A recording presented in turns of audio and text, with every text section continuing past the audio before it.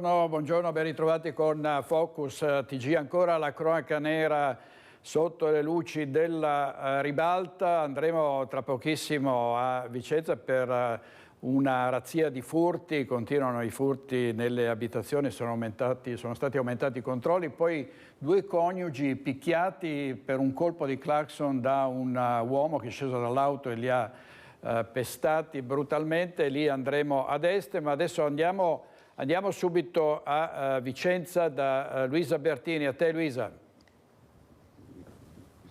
Sì, buongiorno direttore, buongiorno ai nostri telespettatori. Come anticipavi, controlli a tappeto come predisposti dall'ultimo Comitato Ordine e Sicurezza. Già da venerdì forze dell'ordine ovunque, presidiato il centro cittadino, addirittura con l'ausilio dell'elicottero della Guardia di Finanza. Controlli che si sono concentrati soprattutto nel centro storico, nella stazione ferroviaria, nei quartieri Italia e San Francesco, ma anche in alcuni locali notturni che sono stati segnalati da alcuni cittadini proprio per soggetti molesti che bivaccano e stazionano lì davanti. Una recrudescenza dei reati che avevamo raccontato anche la scorsa settimana, con tutte le spaccate che ci sono state in centro, nel mirino i commercianti, così come i furti in abitazione e poi le rapine, l'ultima delle quali ascoltiamo insieme nel nostro servizio.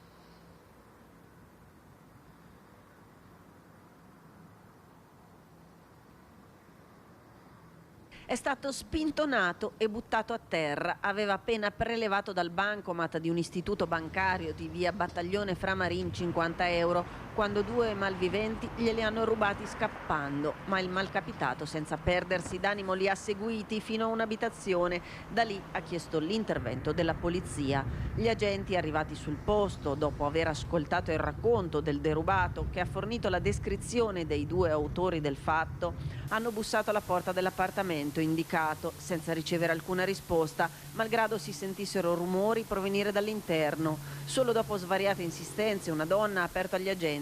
È stata condotta presso gli uffici della questura. Nel frattempo il derubato, giunto agli uffici della questura per formalizzare la denuncia, ha riconosciuto la donna anche attraverso l'individuazione fotografica. Pertanto la donna, 46enne, cittadina ecuadoregna, è stata denunciata in stato di libertà per il reato di rapina. Ecco, controlli che, come dicevo, si stanno eseguendo un po' in tutta la città.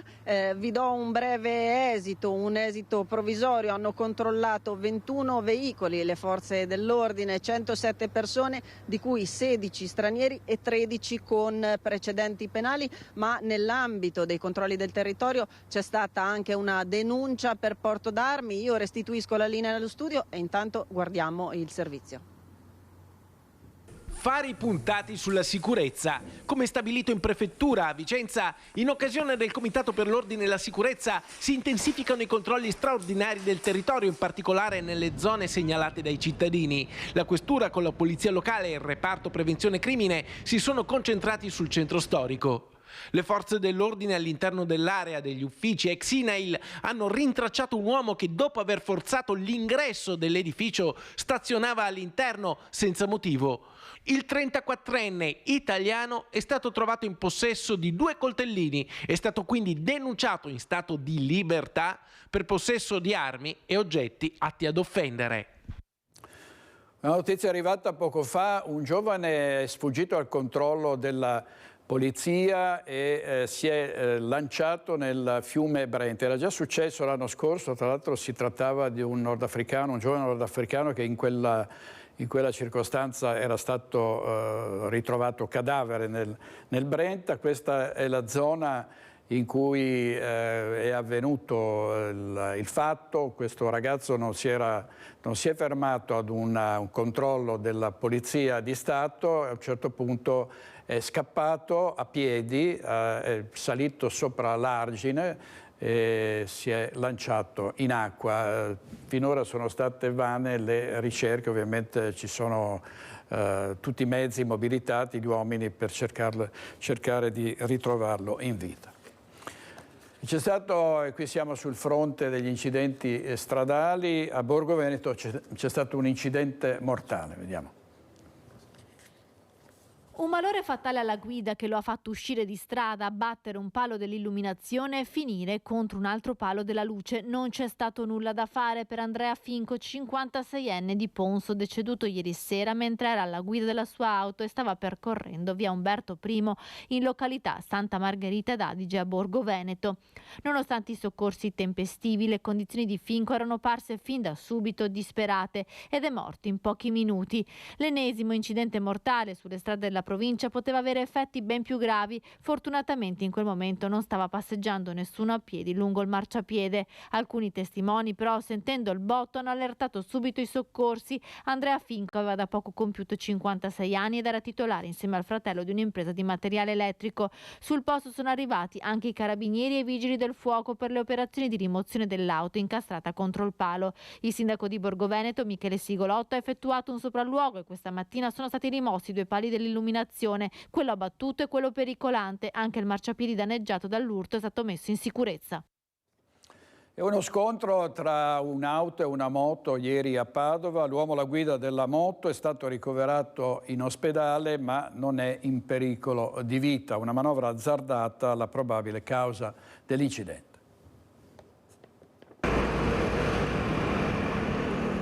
Incidente tra una monovolume Fiat e una moto Suzuki in via Venezia a Padova. Lo scontro poco prima di mezzogiorno. Il pilota della moto incidentata, un 47enne residente in provincia di Padova, è stato soccorso dai sanitari del SUEM 118 e portato al pronto soccorso dell'azienda ospedaliera, non in pericolo di vita. La polizia locale di Padova sta ricostruendo l'esatta dinamica dell'incidente, anche con i filmati di videosorveglianza della sede dell'Università di Psicologia che puntano sulla via. Da una prima ricostruzione, l'automobile, guidata da un 52enne padovano, si stava immettendo lungo la via principale, compiendo un'inversione a U e molto probabilmente non ha visto la moto sopraggiungere. Il traffico cittadino ha subito rallentamenti per le operazioni di rimozione dei mezzi. Ed è davvero una serie infinita di incidenti, di scontri, di uscite autonome dalla strada. C'è stato un incidente, anche questa volta mortale, a Nervesa della Battaglia. A perdere la vita Pierina Barro, di 77 anni, di ritorno dalla spesa al mercato. Il luogo dello schianto a pochi metri da casa. Il ricordo del paese, una storica catechista di Nervesa, sempre pronta a dare una mano. È la 13ª vittima delle strade nella Marca da inizio dell'anno.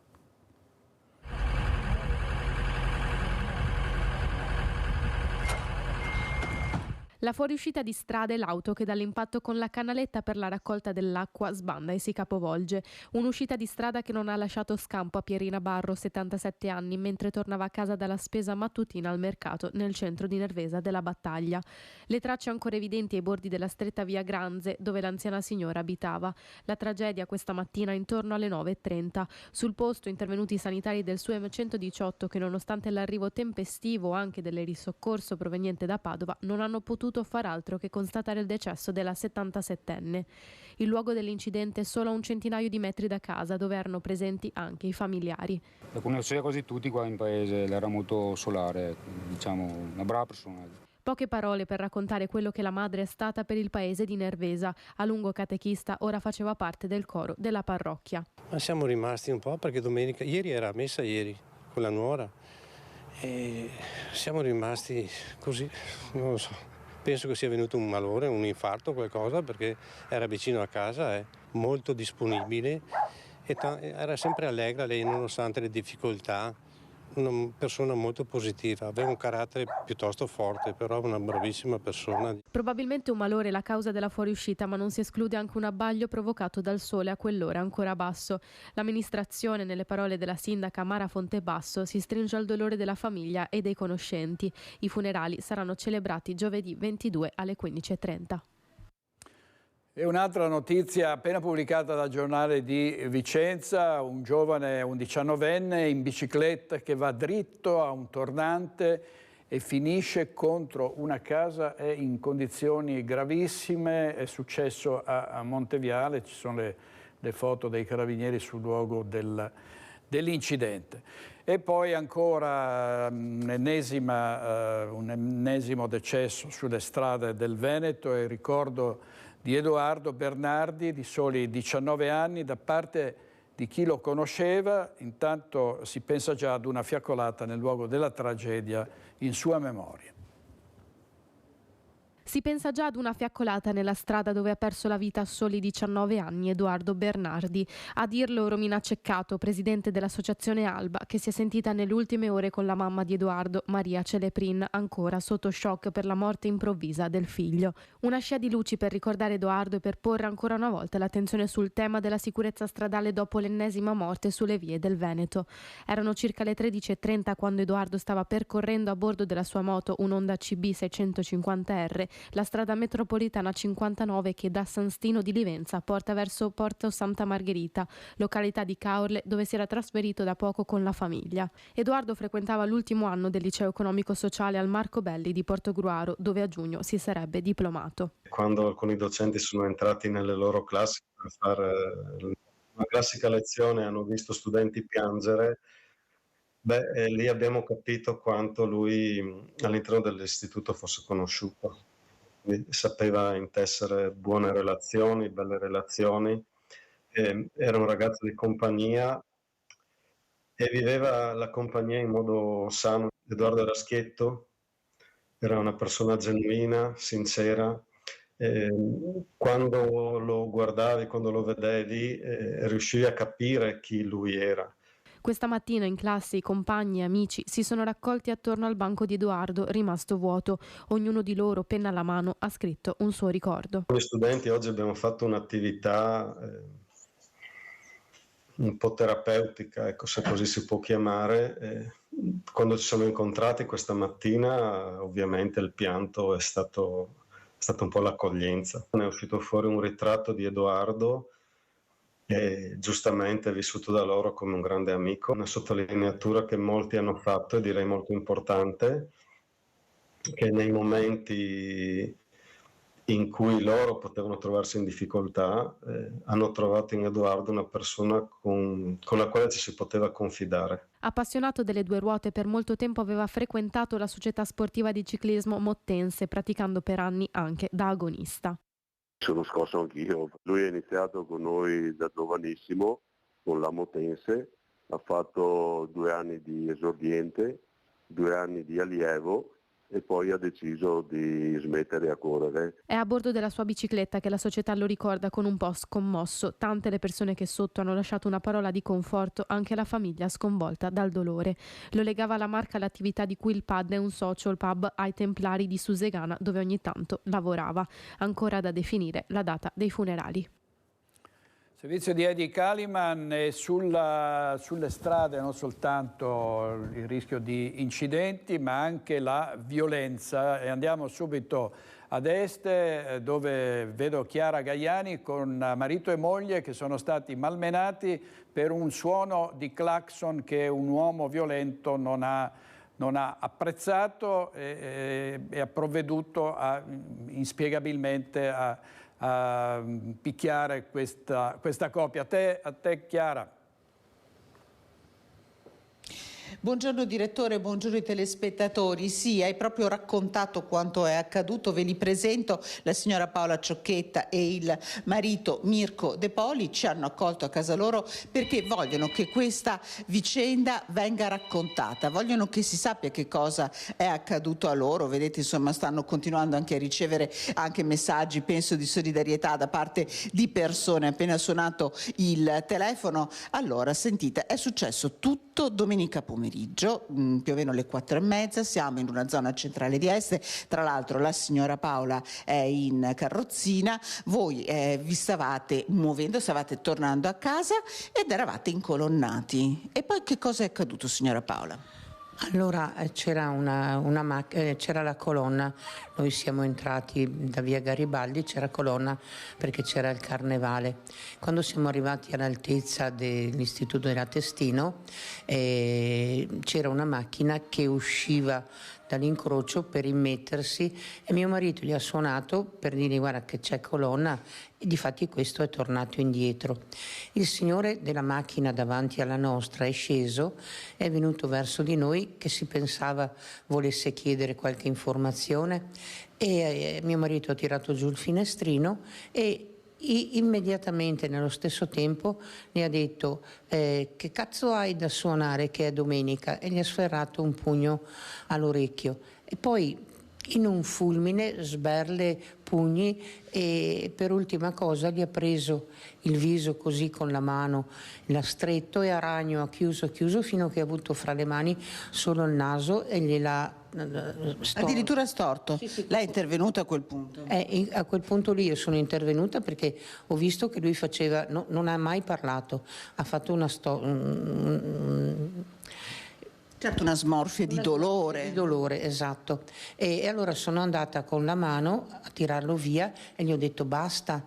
E lui mi ha preso il dito e me l'ha girato all'incontrario. Quel momento che ha mollato per mandare via me, mio marito le ha dato una manata sullo stomaco per buttarlo fuori dalla macchina. Andando fuori molto probabilmente ha visto dietro la mia carrozzina e ha detto e hai anche una carrozzina a bordo, statene a casa handicappato, e dicendo così gli ha dato un pugnaccio sulla testa. Tutti mi hanno chiesto non avete preso la targa? No, io ho pensato a mio marito, ecco, perché grondava di sudore, avevo paura si sentisse male e lui pensava a me, ecco. Dopo immagino attimi concitati. Signor Mirko, lei si aspettava questa cosa? È stato colto di sorpresa da una violenza terribile nel racconto della signora Paola. Sì, è vero, non ero preparato, mi sono trovato all'improvviso, cioè impreparato proprio completamente. Certo, tra l'altro insomma la signora Paola ci raccontava anche, chiedo al collega Christian Rocche Allende di aiutarmi, si sta muovendo ovviamente anche in questo spazio, la cosa che sorprende è che eravate incolonnati, c'era tanta gente, nessuno è sceso a darvi una mano. No, nessuno. Avevamo proprio una macchina attaccata dietro che posso capire abbia preso paura, ma almeno poteva suonare il clacson e dirgli ma che cosa stai facendo? Cioè proprio nessuno ha reagito, nessuno ci ha chiesto come state. Scusate.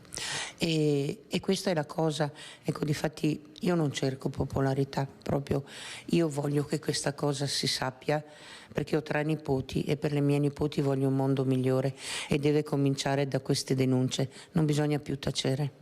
Ecco, allora che cosa è successo? Noi ovviamente abbiamo conosciuto questo perché i signori hanno 3 figli, una di loro ha postato questa storia terribile su Facebook proprio con lo spirito che ci ha raccontato Paola Ciocchetti.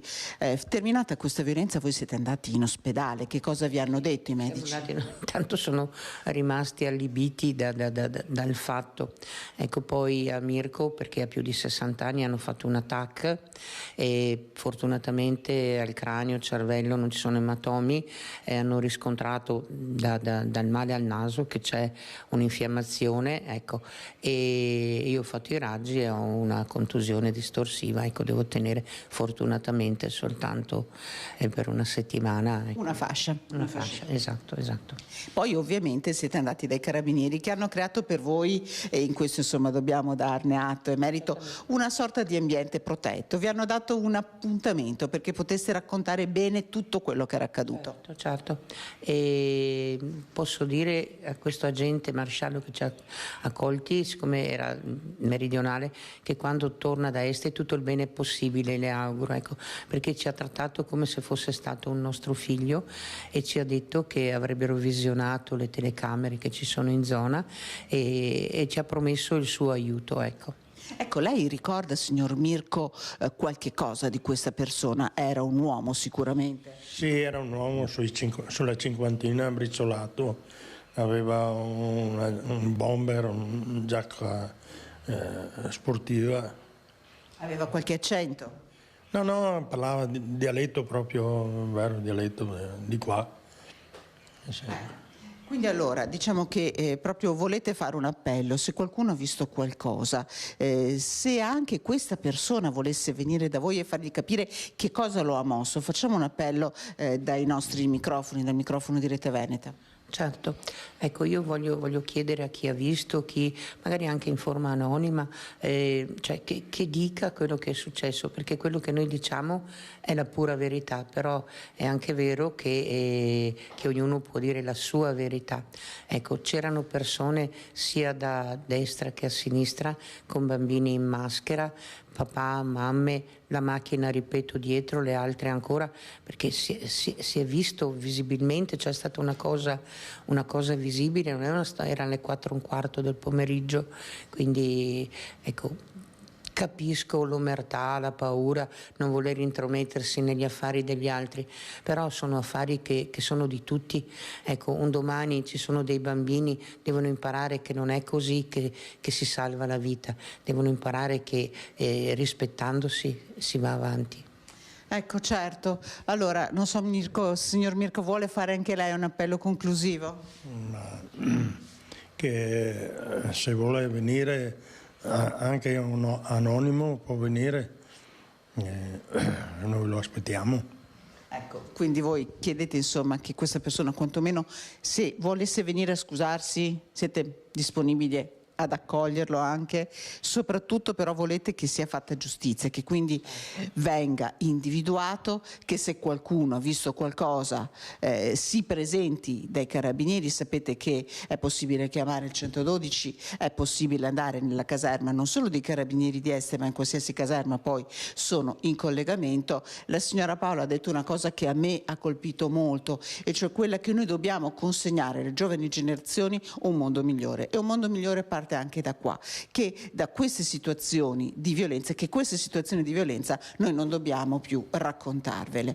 Allora io davvero ringrazio la signora Paola che ci ha accolto in casa sua, ringrazio anche il signor Mirko che ci ha accolto e che ci ha raccontato questa storia davvero terribile e incredibile. Ringrazio anche Cristiano Allende per la collaborazione tecnica. Direttore, io ti restituisco la linea da Este per ora. Grazie molte a Chiara Gagliai, una storia sconvolgente, un pestaggio brutale ai danni di due persone inermi come questi due coniugi, che arrivano addirittura a proporre il perdono, cioè concederebbero il perdono a quest'uomo violento che va arrestato e va punito per il gravissimo reato che ha compiuto ai danni di due persone indifese.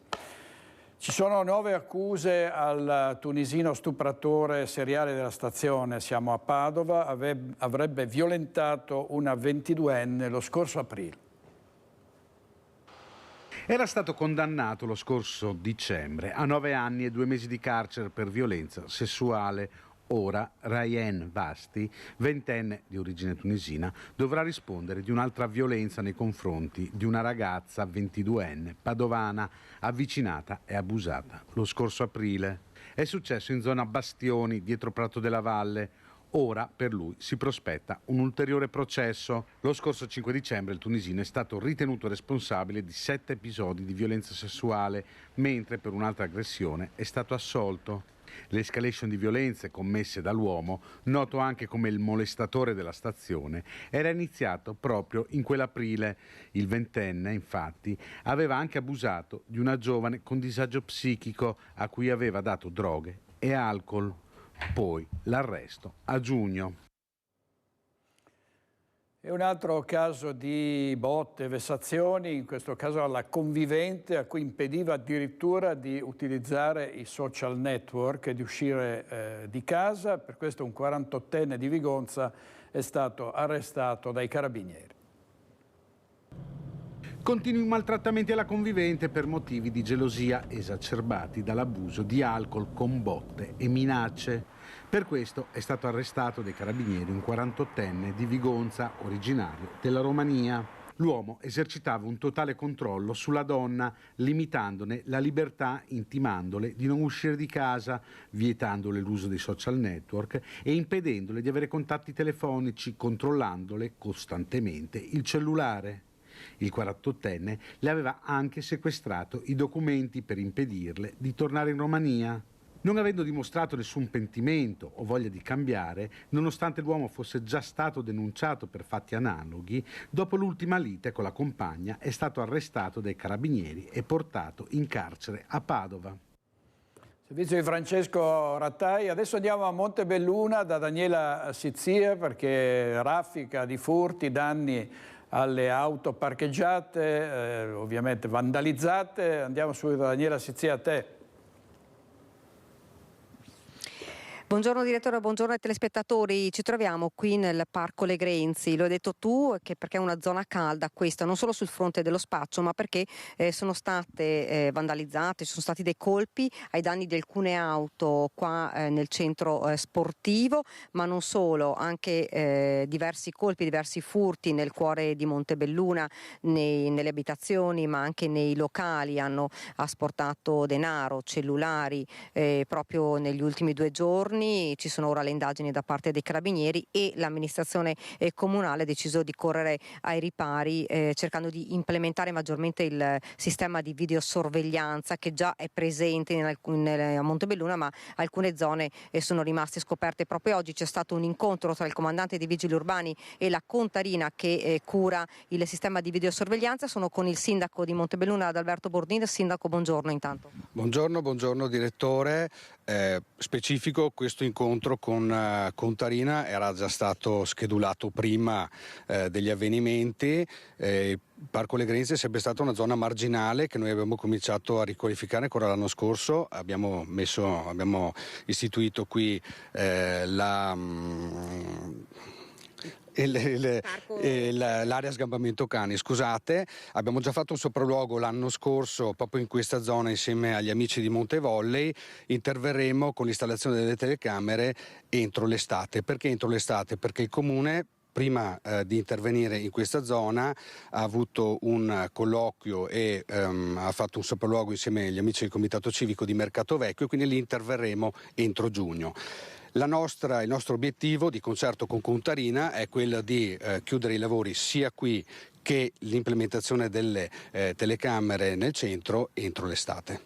Ecco, l'abbiamo detto, è un reato odioso, insomma, entrano nelle abitazioni non solo le auto vandalizzate e comunque colpi anche nelle auto e anche nei locali pubblici. Proprio alcuni giorni fa in 3 locali che si trovano proprio nel cuore di Montebelluna. Esatto, io esprimo la mia solidarietà ovviamente ai commercianti che lavorano dalla mattina alla sera per guadagnarsi da vivere, quindi gente onesta che tanto meno merita questi atti. Ho fiducia nei carabinieri, anche stamattina ero in contatto con il comandante Cabras, che ringrazio lui e tutta la squadra, i quali ovviamente stanno facendo delle indagini proprio per risalire poi all'identità di questi malviventi. Ecco sindaco, saranno implementate dunque le telecamere di videosorveglianza soprattutto nelle zone dove ora manca. Possiamo solo ripetere quali sono le zone? Allora, entro giugno saranno pronte le telecamere a Mercato Vecchio. Mercato Vecchio da un punto di vista orografico è molto particolare perché è su un colle e quindi abbiamo fatto ancora l'anno scorso un sopralluogo con il presidente del comitato civico. Interveniamo entro giugno per installare delle telecamere. Specifico a Mercato Vecchio ci sono anche dei furti, chiamiamoli stagionali, perché è molto battuto dai malviventi, soprattutto durante il periodo natalizio. Implementeremo quelle in centro, interverremo qui nella zona del Parco Legrenzi e poi interverremo anche nella frazione di Biadene. Telecamere che ovviamente, direttore, servono non solo per garantire un po' la sicurezza dei cittadini, dell'amministrazione comunale, ma servono e sono fondamentali, l'abbiamo visto più volte, anche per le indagini proprio delle forze dell'ordine. Qui da Montebelluna è tutto, direttore, io ti restituisco la linea. Il sindaco Bordin sempre molto disponibile. L'omicidio Armelin, oggi in Corte d'Assise il pubblico ministero Giulio Caprarola, al termine dell'arringa, ha chiesto per Mohamed Boumarouane, il 37enne marocchino che uccise il pensionato di 83 anni Adriano Armelin, l'ergastolo con isolamento diurno per 2 mesi. Il legale dell'uomo, l'avvocato Filippo Viaggiano, ha invece chiesto l'esclusione delle aggravanti del reato di tentata rapina e la riqualificazione in omicidio preterintenzionale o volontario non aggravato. L'udienza è stata fissata per il 22 marzo per le eventuali repliche e la pronuncia della sentenza. Il brutale omicidio avvenne il 25 marzo del 2022 nell'abitazione del pensionato. Il 37enne ubriaco fece irruzione nella casa della vittima con lo scopo di rubare, ma si trovò di fronte l'uomo che picchiò a sangue, poi legandogli mani e piedi. Erano stati fatali numerosi colpi alla testa. Armelin morì il giorno seguente in ospedale. In regia oggi Renato Cappoia e Italo Morao. Andiamo avanti con gli autovelox. Fleximan tace da qualche tempo, Dossoman ha colpito nella bassa padovana. Intanto a Fontaniva è stato installato un nuovo autovelox che arriva dopo che in comune sono state depositate 420 firme di cittadini, ed è di oggi la notizia del ministro Salvini che è intervenuto per limitare l'uso dei controlli laser. Sentiamo. A Villa del Conte l'autovelox fisso lungo la strada provinciale del Piovego è tornato pienamente operativo da ieri. Sempre nell'Alta Padovana, ma a Fontaniva, l'amministrazione comunale sta completando l'iter per l'accensione di un rilevatore di velocità tra via Casoni Nuova e via Maglio. Il dispositivo è già stato installato, ma prima dell'attivazione vera e propria sarà sottoposto, come prevede la legge, a un periodo di taratura e verifica. A muovere il comune e il sindaco Edoardo Pitton la richiesta è arrivata da 420 residenti che hanno denunciato come la loro strada fosse spesso scambiata per una pista con un'auto transitata a 160 km/h dove il limite si ferma a 50. Immediate le reazioni dei cittadini e infatti, a fronte di 420 che il Velox lo hanno richiesto, sui social, tra il divertito e l'insofferente, spunta questo commento. Qualcuno ga il numero de Fleximan. Il Velox, una volta diventato operativo, fotograferà i trasgressori su entrambi i sensi di marcia, in presenza degli agenti della polizia locale e in determinate fasce orarie. Esatto, sì. Rapina di Cavallino a Treporti ai danni di una famiglia, padre, madre e figlio che si era opposto ai banditi, è stato ferito da un colpo di pistola. Andiamo subito in diretta da Ilaria Marchiori per sapere quali sono le sue condizioni all'Angelo di Mestre. A te Ilaria. Buongiorno direttore, buongiorno ai nostri telespettatori. Ci troviamo proprio qui di fronte all'ingresso dell'ospedale dove è ricoverato Alberto Biondo, il 33enne che domenica pomeriggio si è trovato faccia a faccia con i 3 banditi che sono entrati nell'abitazione dove vive con i genitori e i nonni a Cavallino Treporti, frazione di Ca Ballarin. Oggi le sue condizioni sono stabili. Ricordiamo che quella sera, domenica sera, ha subito un intervento alla gamba nella zona del ginocchio, ma nei prossimi giorni ne dovrà affrontare un altro per le fratture femorali.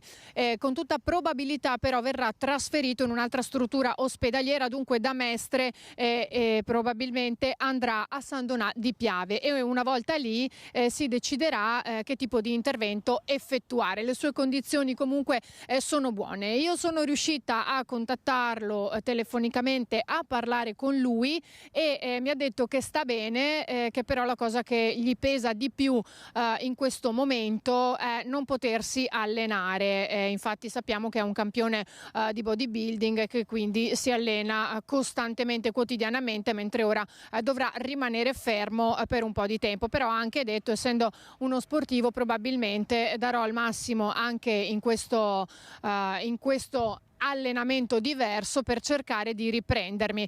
Ci ha anche raccontato che lui è stato praticamente subito messo KO, perché quando è sceso dalle scale, lui e i genitori si trovavano al piano sopra, mentre i banditi sono entrati al piano terra dove invece abitano i nonni.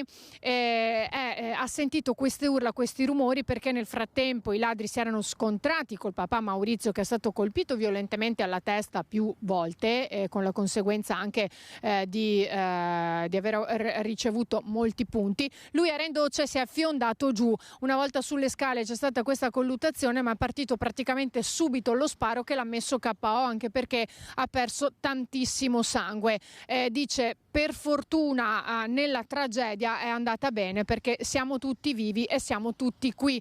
Queste le parole di Alberto proprio parlando appunto con noi. Per quanto riguarda le indagini, i carabinieri stanno setacciando la zona, hanno ovviamente ascoltato tutte le testimonianze di chi abita lì vicino, al vaglio tutte le immagini delle telecamere di videosorveglianza di Cavallino, che non sono poche. Il cerchio però sembra si stia mano a mano stringendo, i 3 banditi potrebbero addirittura avere le ore contate. Ma sentiamo la cronaca di quanto accaduto domenica sera nell'abitazione della famiglia Biondo in questo servizio. Appena ho aperto la porta mi hanno dato col calcio della pistola in testa e da quel momento io istintivamente li ho presi e ho chiamato mio figlio che era sulla stanza in bagno e le ho detto: Alberto, dammi una mano. Un incubo quello vissuto domenica pomeriggio dalla famiglia Biondo in via Pordelio a Caballarin, frazione di Cavallino Treporti. Alberto Biondo, 33enne, che vive nell'abitazione con i genitori, il fratello e i nonni, è stato ferito da un colpo di pistola per aver tentato di fermare insieme al papà Maurizio, 63enne, la violenza dei 3 rapinatori.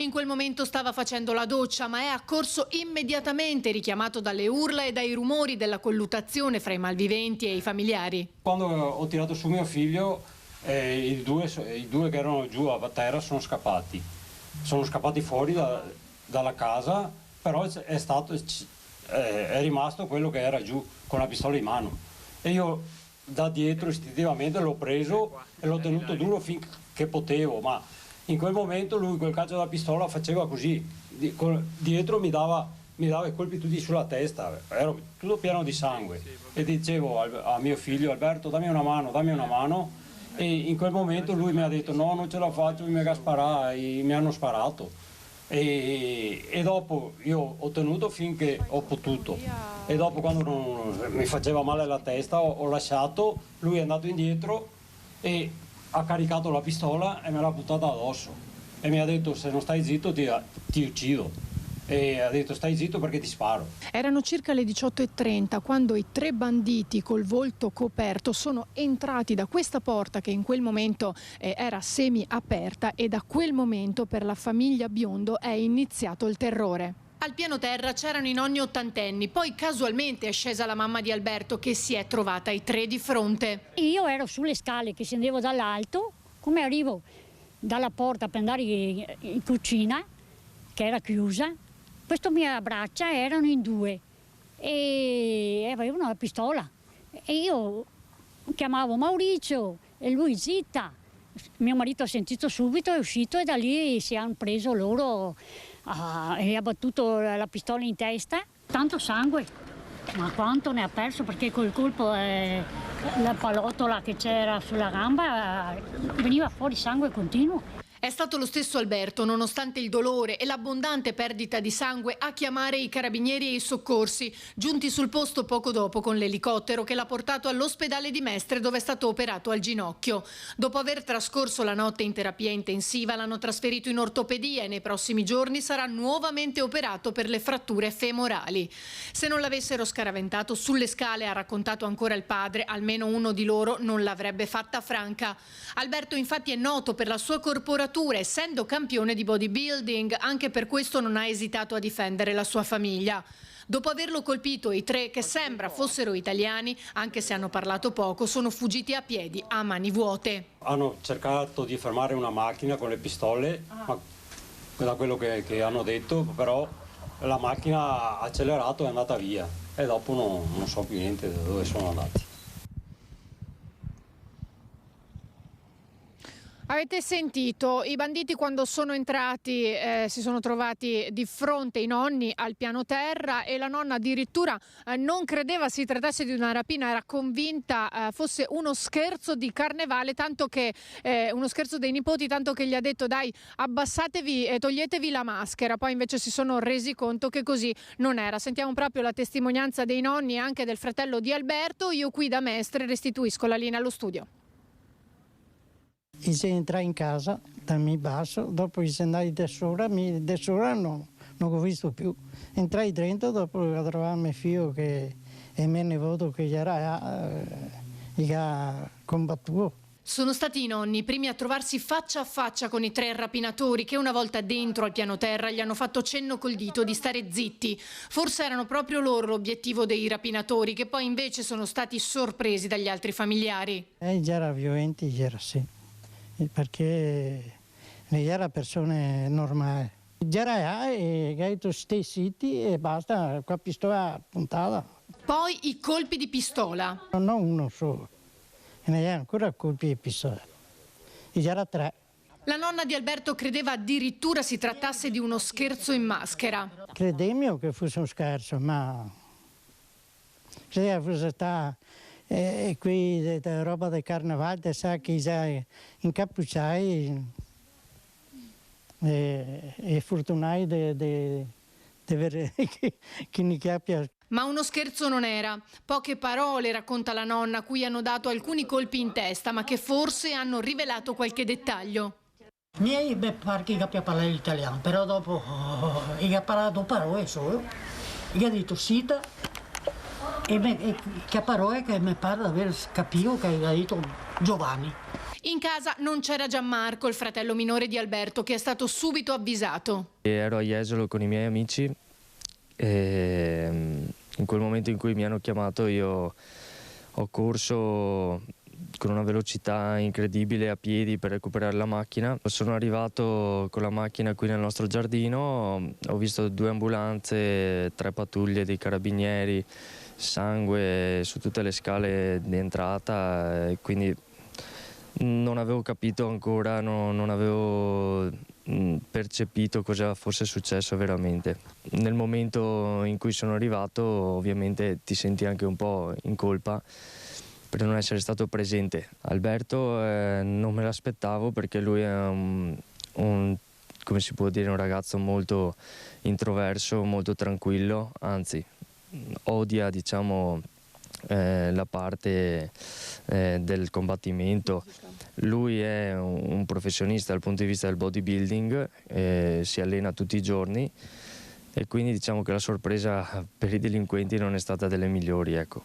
Mio padre allo stesso modo ha reagito con una forza che anche ancora adesso gli dico appunto la bravura e il coraggio che hanno avuto entrambi. Poteva andare peggio, poteva esserci scappare la tragedia. Ora è caccia ai rapinatori che sono fuggiti a piedi nella notte. I carabinieri di Cavallino e San Donà hanno passato al setaccio la zona fino a notte fonda anche con l'elicottero, ma al momento dei 3 non c'è traccia. È vero, poteva andare peggio, il servizio della nostra inviata Ilaria Marchiori. E c'è stato un terzo colpo in meno di 2 settimane alla scuola media Mantegna di Treviso. Sono spariti PC, soldi, ma anche purtroppo è stato messo a soqquadro tutto l'ambiente, aule ed uffici. C'è questo continuo oltraggio alla scuola, perché si tratta in effetti di un oltraggio, cioè di un entrare e mettere a soqquadro la scuola, ed è il terzo. Non c'è pace per la scuola media Mantegna di Treviso per la terza volta nel giro di una decina di giorni nel mirino dei ladri. Era successo poco meno di 2 settimane fa, quando ignoti si erano introdotti nell'istituto forzando i lucchetti, entrando nelle aule, portando via un computer portatile, un microfono e del contante. Secondo episodio nella notte tra giovedì e venerdì scorsi, scassinati e aperti gli armadietti dei collaboratori scolastici. Nuovo colpo nel fine settimana. Approfittando della chiusura del plesso hanno scardinato una porta, prima hanno preso di mira i distributori di bevande, scassinati per portare via le monetine contenute all'interno. Hanno aperto cassetti, hanno aperto armadi, hanno messo a soqquadro verifiche, alcune le hanno mal tagliate, accartocciate, hanno cercato fra i computer, hanno forzato alcune porte, hanno tentato di forzare più che una cassaforte, un armadio blindato che contiene documenti, però non ci sono riusciti. Spariti anche dei compassi e dei termometri. Quando questa mattina i collaboratori scolastici sono arrivati a scuola, l'amara sorpresa immediata, la denuncia alla polizia. Per gli studenti l'appello in cortile, lezioni iniziate con un'ora di ritardo per consentire agli agenti della scientifica di rilevare eventuali impronte lasciate nelle stanze. Le indagini sono in corso. Dell'episodio è stata informata anche l'amministrazione comunale, che è intervenuta per mettere in sicurezza le porte danneggiate. E anche stanno facendo un sopralluogo per poter ripristinare i sistemi anti-intrusioni, i sistemi antifurto che ci sono, ma in questo plesso non erano funzionanti. Avevamo detto naturalmente all'amministrazione, avevamo dichiarato questo, che non erano funzionanti. In tutti e tre gli episodi i responsabili si sono divertiti a curiosare tra i cassetti, i mazzi di chiave, mettendo tutto a soqquadro. Io rilevo solo questo grande volontà di mancare di rispetto, ecco, all'istituzione, questo sì, questa grande mancanza di rispetto, questa gestione della scuola in questo modo così aggressivo e oltraggioso. Servizio di Francesca Bozza, ancora non ci sono notizie della persona che è scomparsa nelle acque del Brenta. Vi abbiamo dato la notizia proprio in apertura. Vigili del fuoco, cinofili e sommozzatori sono impegnati dall'alba di questa mattina nelle ricerche di un uomo che è stato visto gettarsi nelle acque del fiume Brenta all'altezza di Via Parenzo, nella zona industriale di Vigonza. Si tratterebbe di una persona che ha tentato di sfuggire a un controllo della polizia stradale dopo essere stato sorpreso in atteggiamenti sospetti vicino ad un mezzo pesante fermo. Alla vista della pattuglia della polizia stradale sarebbe scappato attraverso i campi lungo l'argine del Brenta, che vedete in questa immagine, e lì ha cercato di attraversare il fiume scomparendo nel nulla. Ovviamente grande mobilitazione di uomini e di mezzi, ma per ora nessuna notizia di quest'uomo. Andiamo adesso a Rosà, perché Alex Giuliano dovrebbe darci le ultime novità sulla variante valsugana. A te Alex. Buongiorno direttore, buongiorno a tutti i nostri telespettatori. Dici bene, ci sono novità importanti che riguardano la variante valsugana, perché sono stati giorni, e noi lo abbiamo raccontato, roventi, incandescenti, di polemiche a Rosà con il comune, con l'amministrazione comunale, che ha sempre negato l'esistenza di un progetto che prevedesse un nuovo tracciato, appunto una variante valsugana est, che avrebbe per 10 chilometri sostanzialmente attraversato le campagne rosatesi, devastando territorialmente la zona. Invece l'opposizione, anche con un'assemblea pubblica, ha portato avanti l'informazione che questo progetto in realtà c'è e che il Comune voleva tenerlo sostanzialmente chiuso in un cassetto. A fare luce, a gettare acqua gelida sulle fiamme della polemica ci ha pensato ANAS ieri con un comunicato. Noi siamo qui in compagnia del vice sindaco di Rosà, Paolo Bordignon. ANAS ha dato ragione al Comune, quindi questo progetto, questa nuova viabilità non c'è e il Comune oltretutto non voleva neanche approfondire e portare avanti questo progetto. Sì, è arrivata la comunicazione di ANAS che avvalla quello che abbiamo sostenuto in questo periodo. Adesso è il momento di stemperare un po' gli animi, perché non serve la polemica nel Paese, non ha bisogno di polemica su cose che non sono reali. Purtroppo la diversità tra amministratori e chi fa minoranza è proprio che gli amministratori devono lavorare sui documenti, sui fatti, e la minoranza può permettersi di fare queste cose, portando anche dei danni. Se penso a tutti quei abitanti di quella zona là, i proprietari terrieri, naturalmente si sono visti il loro terreno con un pseudo tracciato illustrato dalla minoranza che adesso ha perso anche di valore, per cui c'è una responsabilità non solo di aver frammentato il paese, ma anche economica da parte dei proprietari di terreni. Non è questo è il nostro compito i cittadini ci conoscono, governiamo da parecchi anni, è quello di continuare nella strada di far crescere Rosà, che ne ha bisogno. Ecco, direttore, con il vice sindaco Paolo Bordignon ampliamo un attimo brevemente il discorso sulla valsugana, sulla viabilità, perché scongiurato questo, chiamiamolo, pericolo per le campagne rosatesi, resta un problema di viabilità, resta un problema che voi avete più volte sollecitato anche alla Regione. Noi siamo fermi ancora e lo faremo anche nel prossimo Consiglio Comunale, perché oltre a essere arrivato questo documento di ANAS, abbiamo convocato nel prossimo Consiglio Comunale un punto all'ordine del giorno dove andremo a valutare e dare un atto di indirizzo dell'amministrazione comunale sulla viabilità di Rosà. Siamo fermi a una delibera di giunta regionale fatta qualche anno fa, dove c'è un tavolo di coordinamento fatto da Comune di Rosà, la Regione Veneto, Provincia di Vicenza, ANAS e RFI per quanto riguarda lo snodo di Rosà, perché è un problema, non ci sottraiamo a nessuna critica. C'è questo problema, lo stiamo affrontando in maniera seria e concreta con la Regione Veneto, che l'assessore De Berti si è impegnata, e Manuele Lanzarin, che è qui di Rosatese, ci ha sempre dato una mano ad affrontare questo problema. Ecco, quindi alla Regione viene chiesto aiuto per sbloccare questa situazione. Dicevamo, variante est Valsugana non sa da fare, diciamo così, ma resta in piedi l'ipotesi di una variante un po' più in là a Loria per completare, diciamo, la strada del Santo. Anche su questa si sta lavorando. Da Rosà per il momento, con, diciamo, la fiamma delle polemiche che si è attenuata, ma settimana prossima c'è il Consiglio Comunale, quindi può succedere un po' di tutto, è tutto. Noi restituiamo la linea allo studio. Grazie molte, grazie molte. Processo per la morte di Davide Rebellin, oggi la prima udienza in tribunale a Vicenza, non oggi, ieri. Il campione di ciclismo venne travolto il 30 novembre del 22 a Montebello Vicentino dal tir guidato da un camionista tedesco. Giustizia per il grande campione. Davide Rebellin, la sua tragica morte finisce in tribunale. Oggi a Vicenza si è aperto il processo a carico di Wolfgang Rieke, il camionista tedesco di 63 anni che il 30 novembre del 2022 a Montebello Vicentino travolse e uccise il fuoriclasse veneto del ciclismo. La prima udienza è breve, dura poco più di mezz'ora. I legali del camionista rinnovano l'istanza di patteggiamento dopo che in udienza preliminare l'accordo sulla pena era stato respinto. Noi abbiamo rinnovato l'istanza di patteggiamento, riteniamo che la pena di 3 anni e 11 mesi di detenzione domiciliare sia una pena proporzionata, anzi afflittiva per il fatto. Una vita umana non è mai proporzionata a nulla, perché è evidente.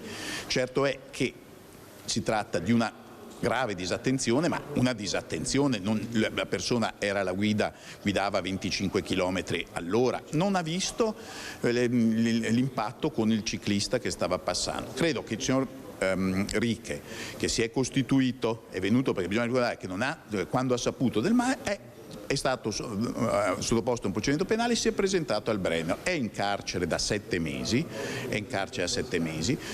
Abbiamo risarcito tempestivamente, anche qui 840.000 euro, 20.000 euro, quanti sono, non compensano una vita umana, questo siamo d'accordo, però ci siamo dati a fare anche con l'aiuto della famiglia, in modo che la famiglia possa avere un ristoro di fronte a questa tragedia.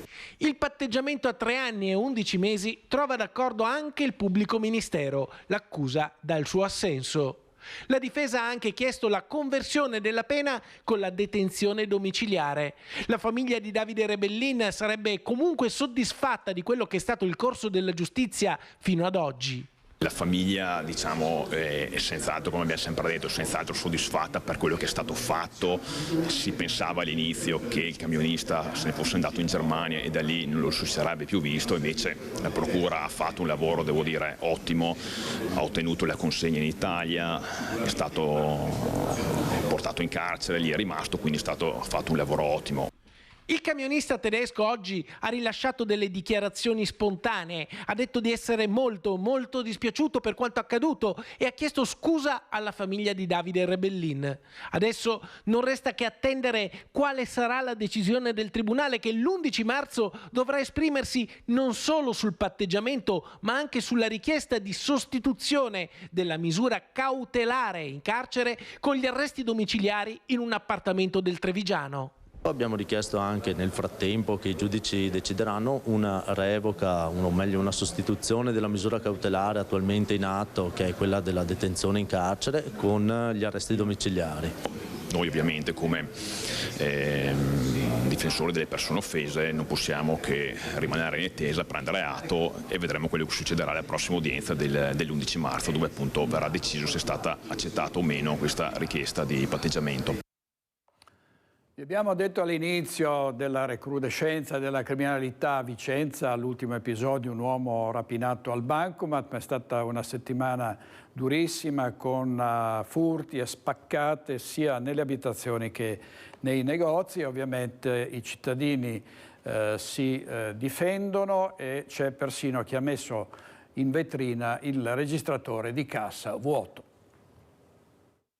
Io adesso vediamo un attimo, perché non so se mettere delle inferriate dove la sera le metto su e la mattina le tolgo, però non è bello assolutamente. Nicola Vilella, commerciante di Corso Fogazzaro, è seriamente preoccupato, come del resto lo sono la maggior parte dei suoi colleghi e molti residenti. In questo ultimo periodo, anche in questa prestigiosa via del centro, si sono intensificati furti e tentati furti, sia in appartamento che nei negozi. Spaccare le vetrate o forzare serrature provocando danni per migliaia di euro anche per magri bottini è un comportamento sempre più diffuso dei malviventi. I cittadini per difendersi si ingegnano con soluzioni fai da te, anche molto originali. Purtroppo dobbiamo inventarci e adeguarci ai tempi. Noi abbiamo attivato una chat qua nella via, dove se c'è qualcosa subito interveniamo fra colleghi, poi chiamiamo le forze dell'ordine se è il caso, e abbiamo visto che ha funzionato in 4-5 episodi. Davanti alla vetrina ho messo praticamente il cassetto che la sera svuoto e lo metto in esposizione, perché magari qualche malintenzionato che vuole trovare dei soldini dentro lo vede vuoto, si spera che cambi idea e cosa vuoi, vada da un'altra parte, diciamo così. Sì, sono proprio preoccupata, perché io vivendo in centro non mi sento più sicura come lo ero qualche tempo fa. E adesso hanno pensato di fare le notti bianche una volta al mese, in modo che ci sia gente e che non... e quindi che girino meno questi ladri, insomma, ecco, bisogna stare attenti. Abbiamo paura che quelli del centro dopo vengano in periferia. Continuiamo a sentire ogni giorno che ne succede una nuova. Anche di recente qua dietro hanno aperto una macchina che era dentro il garage. Fa un po' strano, perché alla fine la polizia è qua dietro, nel senso, però capire come mai, che poi non è sì Corso Fogazzaro, perché una parte ristretta, però un po' in tutto il centro se ne sentono, e capire cosa è dovuto questo aumento. Al di là di quelli che possono essere gli escamotage di ognuno di noi per cercare di salvarsi, si auspicherebbe che ci fosse un maggior controllo del territorio. Quello che in questo momento la sensazione è quello che manchi il controllo del territorio da parte degli organi preposti. E sull'emergenza sicurezza a Vicenza siamo tornati a sentire il questore Sallustio. C'è una recrudescenza di alcuni dei reati predatori, ma c'è una risposta importante che stiamo dando, la Polizia di Stato, anche le altre forze di polizia. Non si fermano i colpi, non si ferma la criminalità, non si fermano gli interventi delle forze dell'ordine a Vicenza. Rapine, furti, spaccate, aggressioni, un centro storico da mesi ostaggio della delinquenza dei malviventi. Ad aver paura non solo i commercianti. Dopo l'agguato di fine gennaio, uno studente in zona San Biagio, questa volta una baby gang è entrata in azione in via Quadri, accerchiando e rapinando un 17enne. Prima di fuggire, rubati dagli aggressori, denaro contante e il monopattino elettrico su cui viaggiava la vittima. Episodi criminali che si ripetono in città, spesso per mano degli stessi malviventi. Dopo l'arresto del presunto autore della spaccata alla ginseria di Corso Fogazzaro, infatti, un 16enne originario dell'Est Europa, le indagini delle forze dell'ordine, grazie ad alcuni filmati, avrebbero attribuito al minorenne altre spaccate degli ultimi mesi. Anche l'episodio di sabato per appunto la cosiddetta spaccata avvenuta in Corso Fogazzaro, c'è stata una risposta immediata da parte delle volanti dell'Ufficio Prevenzione Generale del Soccorso Pubblico, c'è stato un arresto di un minorenne. Risposte delle forze dell'ordine non solo sul fronte preventivo. Stiamo implementando in maniera anche decisa i servizi ad alto impatto decisi in ambito di Comitato Provinciale per l'Ordine e la Sicurezza Pubblica, ma anche i controlli straordinari di controllo del territorio che la Polizia di Stato sta portando avanti con l'ausilio dei reparti specialistici. Mi sento di rassicurare la cittadinanza che comunque l'attenzione c'è ed è massima sul centro di Vicenza e su tutti i quartieri nei quali si sono verificati fatti di reato e che su questa strada proseguiremo senza sosta. E chiudiamo questa prima parte di Focus TG con una bella notizia: il velista cittadellese Riccardo Tosetto, che ha doppiato Capo Horn, è uno dei 7 italiani che ci sono riusciti finora in questa navigazione solitaria intorno al mondo. Vediamo come ha festeggiato. E ora prendiamo il capo!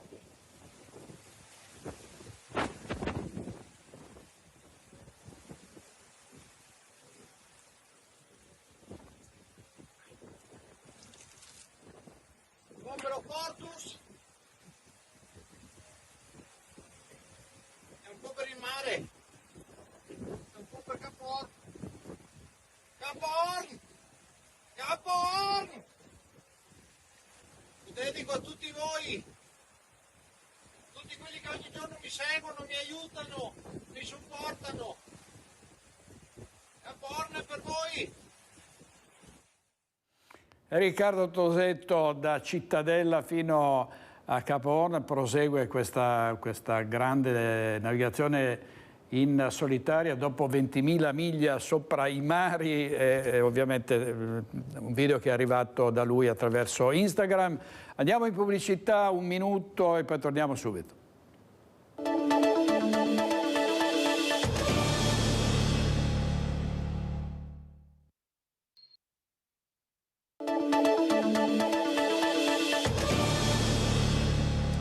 Mancano i medici e gli infermieri negli ospedali del Veneto e ci sono 20 giorni per trovare 100 camici bianchi da impiegare nei pronto soccorso della regione come liberi professionisti. È quanto prevede l'avviso di azienda zero. Sentiamo. È un passo importante perché ci darà la possibilità di avere una graduatoria di colleghi medici per appunto i pronti soccorso, dove oggi abbiamo delle carenze di personale e dove che si utilizzano molto le società cooperative per coprire i turni. Il direttore generale dell'USL 2 Benazzi accoglie come una boccata d'ossigeno l'avviso predisposto da Azienda Zero per trovare in Veneto circa 100 medici disposti a lavorare nei pronto soccorso della regione come liberi professionisti, e questo in attuazione della delibera regionale pubblicata venerdì scorso, che prevede di lasciare gradualmente scadere i contratti in corso con le imprese di fornitura del personale, con l'obiettivo di procedere direttamente agli ingaggi con i singoli gettonisti secondo tariffe calmierate che vanno dai 40 euro per gli specializzandi agli 80 per gli specialisti. Una corsa contro il tempo, l'avviso scadrà infatti tra 20 giorni. Nella Marca le maggiori difficoltà si registrano nei pronto soccorso periferici come Vittorio Veneto, Conegliano, Montebelluna, Castelfranco,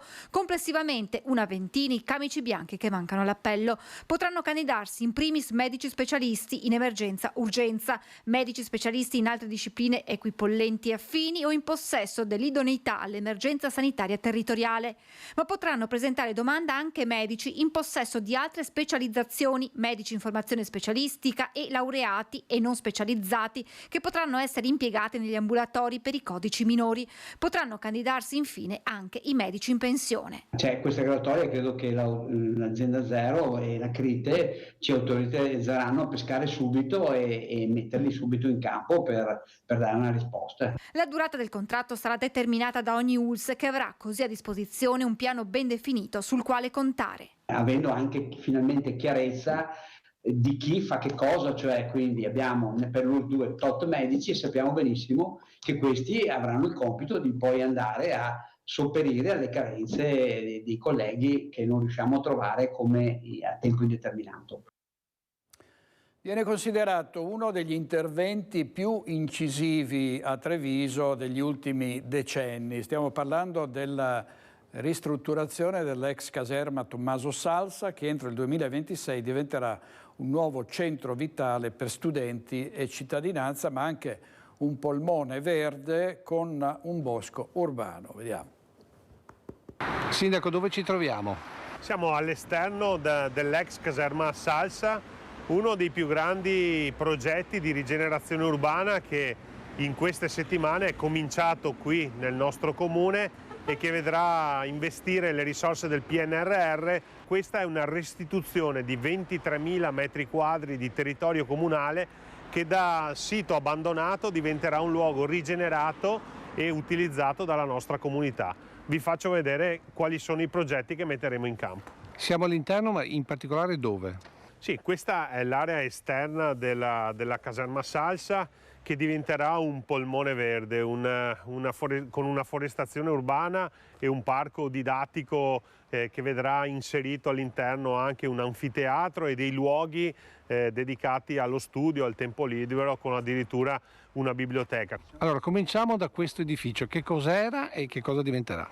Ma questo era una vecchia officina della caserma e diventerà un luogo pronto ad accogliere le start-up, gli studi universitari, e aule studio, sale riunioni. Troverà spazio anche un porticato verso la Viale Brigata Marche, quindi con un arretramento, e apriremo più varchi, perché l'obiettivo è che la caserma non sia più delimitata, ma sia permeabile alla comunità, tant'è che ci sarà una pista ciclabile che collegherà le Acquette al quartiere di Selvana. Come potete vedere, gli spazi sono davvero ampi. Pensate che nei 23.000 metri quadri di area recuperata, più di 10.000 sono all'interno di questi immobili e saranno interamente restituiti alla comunità. Ovviamente lo stato di degrado di questi immobili è abbastanza evidente, però dobbiamo avere la forza e la voglia di immaginarlo completamente riqualificato, perché in queste settimane i cantieri sono cominciati.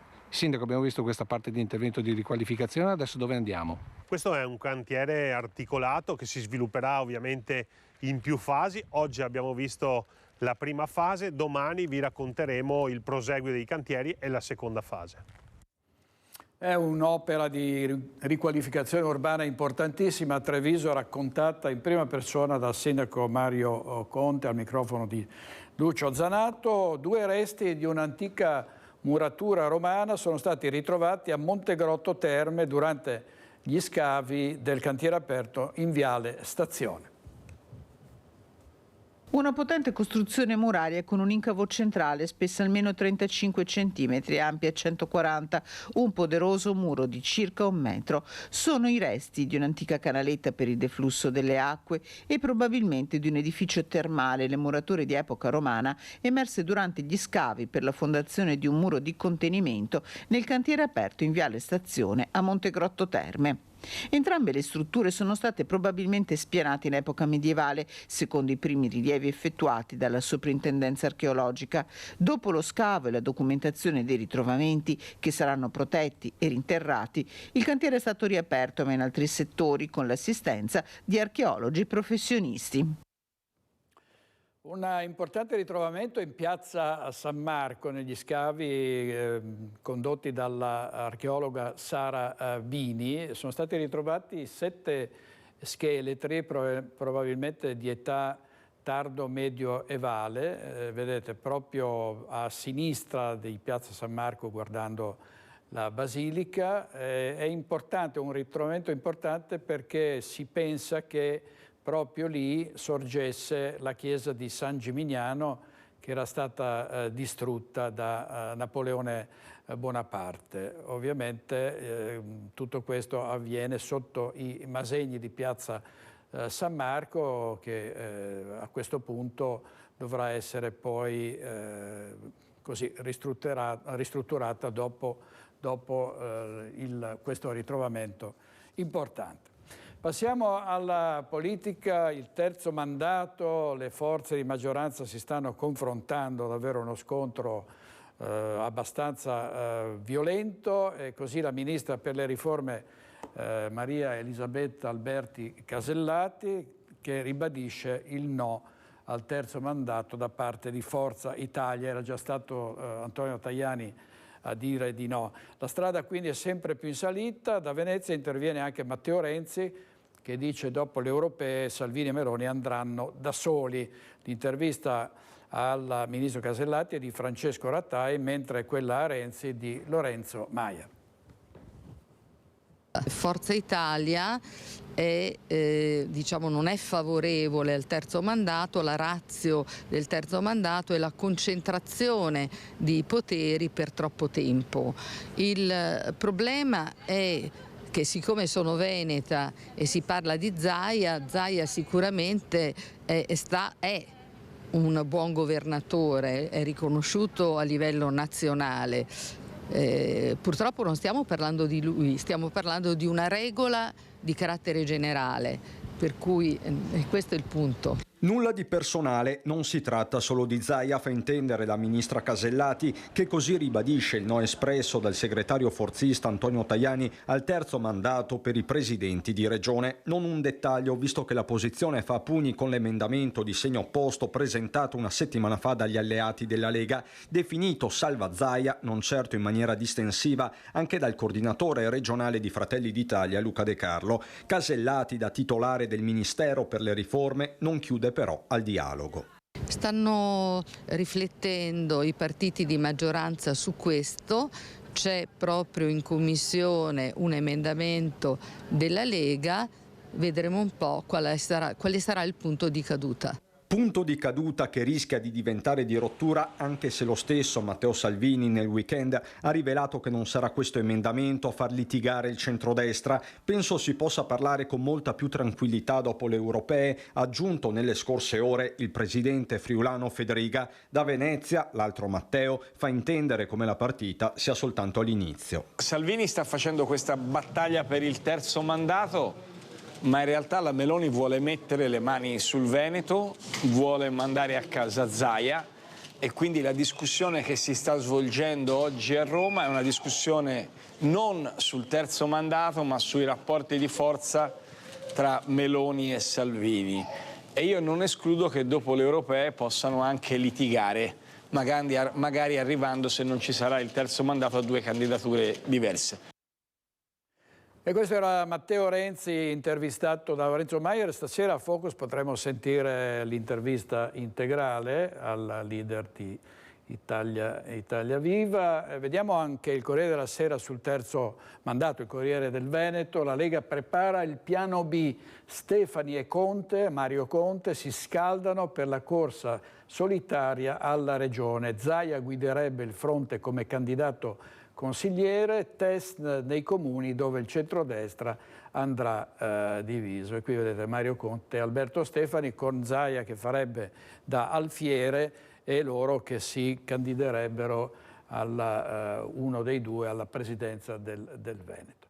Andiamo adesso a Cortina, dove c'è stata l'ennesima manifestazione degli ambientalisti contro la nuova pista da bob. Vediamo queste immagini sempre dal Corriere del Veneto, temporaneamente chiuso, no pista bob, e anche un gruppo di manifestanti che ritengono che la nuova pista da bob potrebbe deturpare l'ambiente. Allora andiamo con Renato Cappoia e Italo Moravo a Trieste. Spesso la nostra redazione ci manda dei servizi di grande interesse. Qui si tratta del Giardino dei Giusti che riguarda Padova, però vediamo.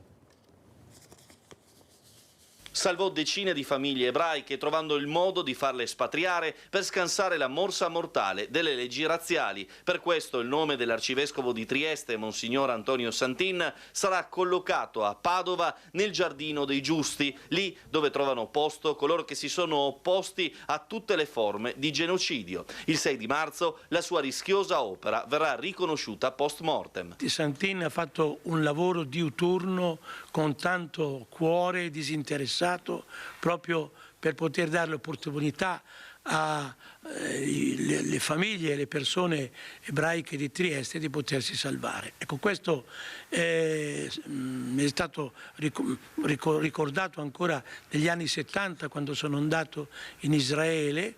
Il dottor Cohen, che era originario di Trieste e che era il Ministero dei Culti, ecco, mi aveva raccontato nomi di famiglie, di persone, di donne, di uomini che Santin aveva aiutato facendo documenti falsi perché potessero espatriare. Un riconoscimento che amplierà ancora di più i meriti riconosciuti e la storia di vita di un presule eccezionale, simbolo delle sofferenze giuliane per la grave aggressione che subì a Capodistria, poi tra gli esponenti decisivi che contribuirono alla liberazione della città e al ritorno di Trieste all'Italia, ma soprattutto il rovignese, ultimo di 11 figli di una famiglia di pescatori e operai, fu il difensore dei perseguitati, non solo gli esuli istriani, fiumani e dalmati, ma anche gli ebrei. Finalmente ecco che il Comune di Padova, analizzando veramente l'opera del Vescovo Santin, ha riconosciuto l'eroicità di questo intervento e la gratuità e il rischio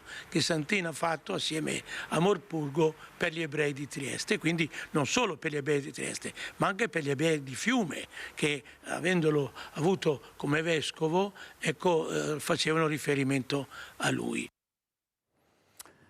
Don Malnati al servizio dei nostri colleghi di Trieste. Un centinaio di persone si sono radunate nel tardo pomeriggio di ieri in Piazza Indipendenza a Treviso per la fiaccolata in memoria di Alexei Navalny, l'oppositore di Vladimir Putin deceduto durante la sua detenzione in un carcere siberiano.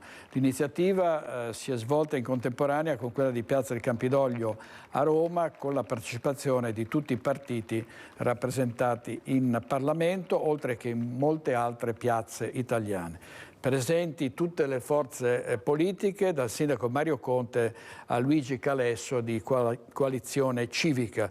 È stato letto il testamento di Navalny e osservato un minuto di silenzio. Vedete tanta gente nel centro della città, e intanto a Milano sono state identificate 12 persone che deponevano fiori per Navalny.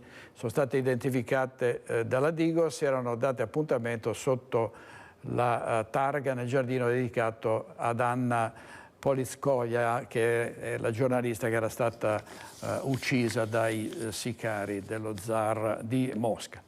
Andiamo in pubblicità, ancora un minuto e poi siamo di nuovo da voi.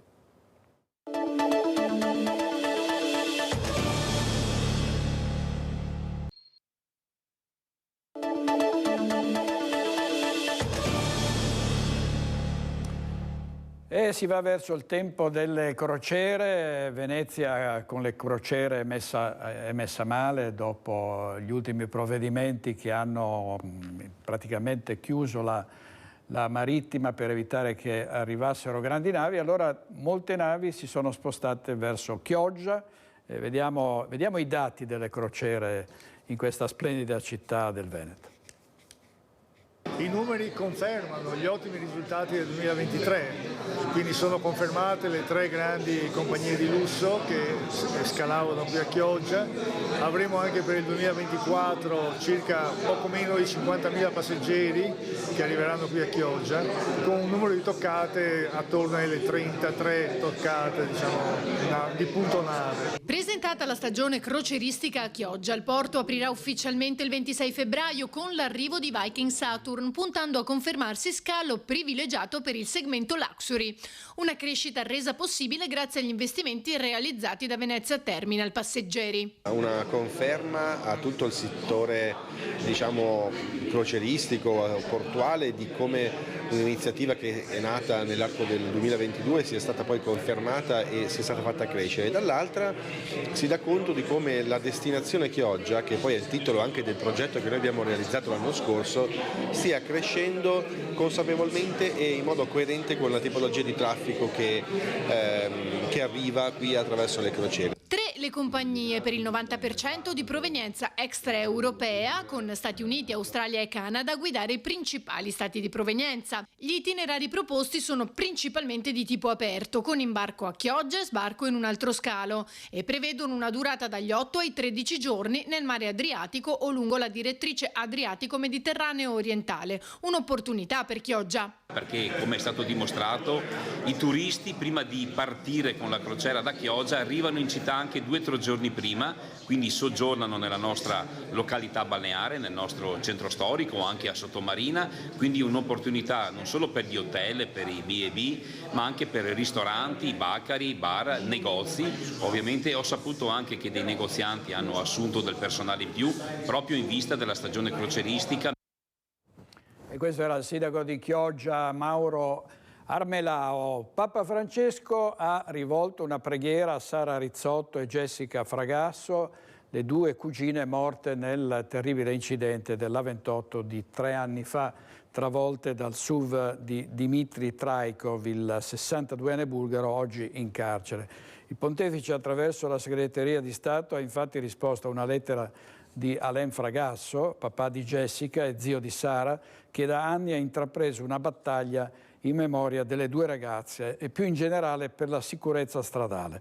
Papa Francesco parla di conforto e pace, estendendo la sua benedizione anche alle 2 figliolette di Sara, sopravvissute a quel terribile incidente. È stata un'emozione enorme che ci aiuta ad andare avanti, afferma commosso papà Alain. Ringrazio Papa Francesco non solo per le parole, ma anche per aver risposto in pochi giorni.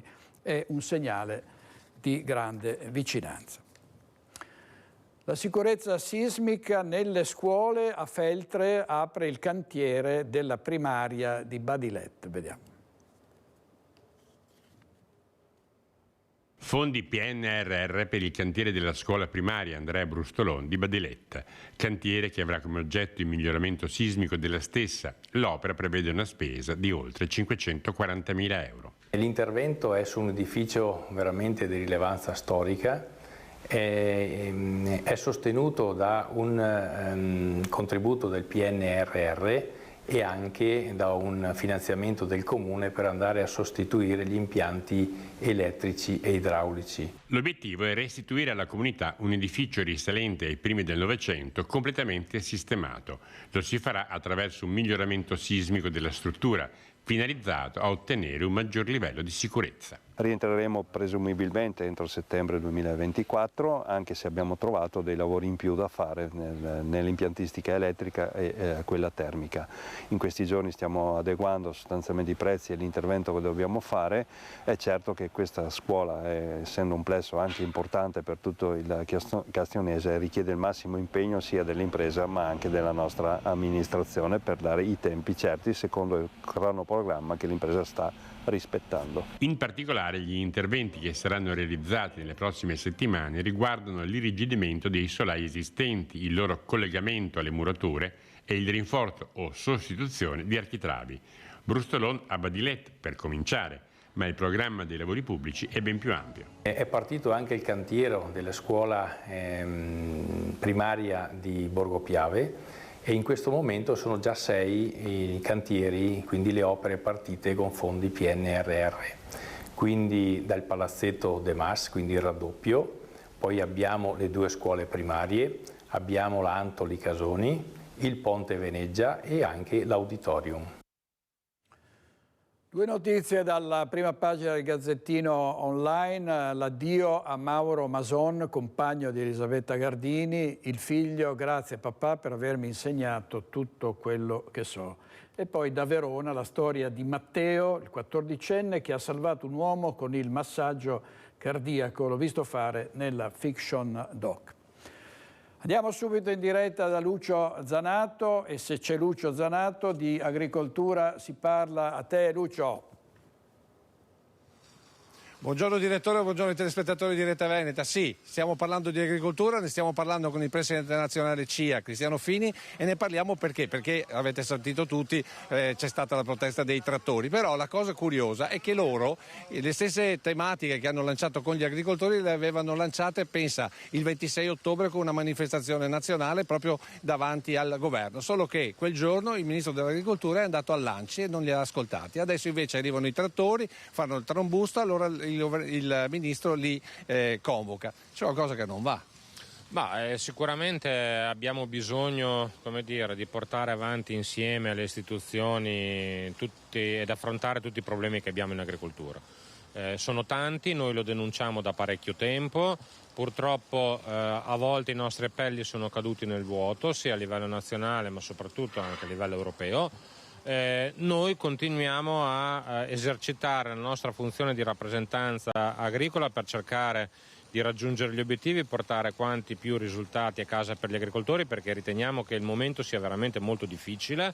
Vanno affrontate le questioni e vanno affrontate anche subito. Sicuramente da parte del governo Meloni c'è stata molta attenzione rispetto a queste problematiche, sono state avanzate anche delle proposte che noi condividiamo, dopodiché ora bisogna passare dalle parole ai fatti e bisogna anche cercare di, come dire, monitorare i vari passaggi affinché queste cose vengano fatte e subito, perché il fattore tempo è determinante. Ecco perché devi sapere, direttore, che qui oggi nell'Assemblea regionale ci sono stati veramente trattati tantissimi temi, dalla fauna selvatica alla filiera, perché una delle cose importanti è che non c'è agricoltura se non c'è reddito, tanto è vero che mentre ad esempio nelle nostre zone, zona del Prosecco, ci sono tantissimi giovani che si dedicano all'agricoltura e alla viticoltura, naturalmente con una PLV, cioè un guadagno, detto così in soldoni, per ettaro molto elevato, in altre zone si fa fatica anche solo andare a pareggio, anzi si va normalmente in perdita, e questo fa allontanare i giovani. Tanto è vero che il dato nazionale qual è, Presidente? Il dato nazionale è che negli ultimi 3 anni si è passati dall'11% al 9% delle aziende agricole under 40, quindi non è vero che ci sono più giovani che entrano in agricoltura, ma addirittura stiamo andando indietro. Quindi noi abbiamo bisogno però di fare degli interventi a livello politico ma anche a livello economico per cercare di mettere gli agricoltori nelle condizioni, i giovani nelle condizioni di poter entrare in agricoltura. Oggi purtroppo non è così, perché il giovane non intravede una prospettiva di reddito e di conseguenza non entra in agricoltura. Noi invece dobbiamo creare quelle condizioni perché il ricambio generazionale finalmente venga fatto. Ecco, ultima considerazione, perché è un sassolino sulla scarpa che aveva il Presidente, legata alla comunicazione. Lunedì Report Rai 3 ha dato delle informazioni dettate, legate al mondo del vino, sia sul mostro rettificato sia per quanto riguarda i lieviti, e c'è qualche precisazione da fare, no? Li ha messi sotto accusa. Sì, dispiace che ci sia un approccio ideologico e non un approccio scientifico alle tematiche, soprattutto una tematica delicata come quella del vino.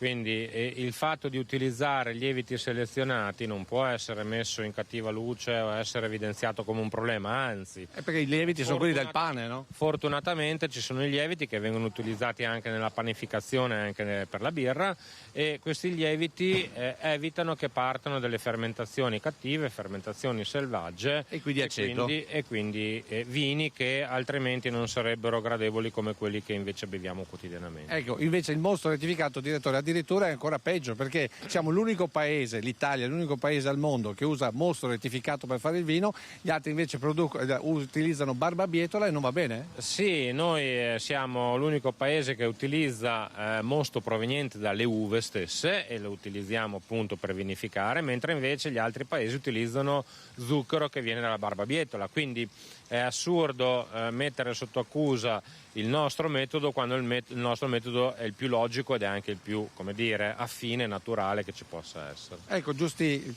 qualche dato e soprattutto qualche spunto di riflessione per quanto riguarda l'agricoltura. Il resto ve lo raccontiamo nella prossima puntata di Agricoltura Veneta. A te, direttore. A Lucio Zanato e al suo ospite. Agricoltura Veneta è la rubrica più seguita sulle reti del Veneto ed è curata proprio da Lucio Zanato. È tutto per oggi, grazie molte a Italo Morao e a Renato Capoia in regia. Ci vediamo stasera a Focus, buona giornata.